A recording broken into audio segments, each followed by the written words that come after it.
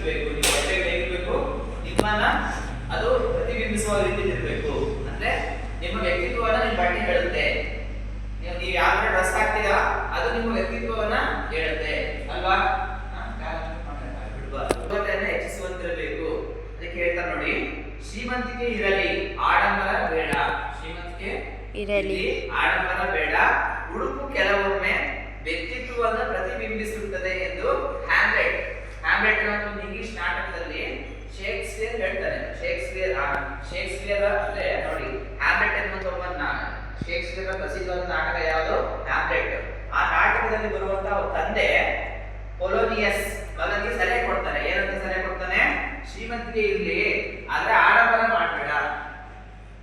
ನಿನ್ನ ಹತ್ರ ದುಡ್ಡು ಇರ್ಬೋದು, ನಿಮ್ಮ ಮನೆ ಕಡೆ ಚೆನ್ನಾಗಿರ್ಬೋದು, ಹಂಗಂತ ದುಡ್ಡ ಇದೆ ತುಂಬಾ ಒಳ್ಳೆ ಡ್ರೆಸ್ ಹಾಕೊಂಡು ಹೇಳ್ತೀನಿ ಅಂತ ಅಲ್ಲ.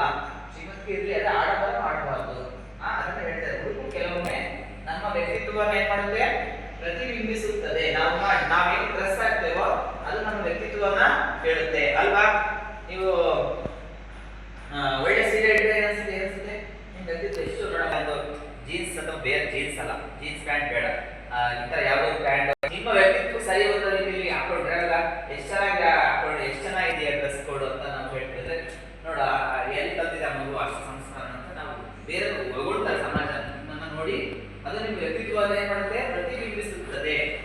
ಅಂದ್ರೆ ಫಸ್ಟ್ ಪಾಯಿಂಟ್ ಏನಂತ ಹೇಳ್ತಾರೆ, ನಾವು ಹಾಕುವಂತ ಆಡಂಬರವನ್ನು ತೋರಿಸಬಾರ್ದು. ಏನ್ ತೋರಿಸ್ಬೇಕು? ನಮ್ಮ ವ್ಯಕ್ತಿತ್ವವನ್ನ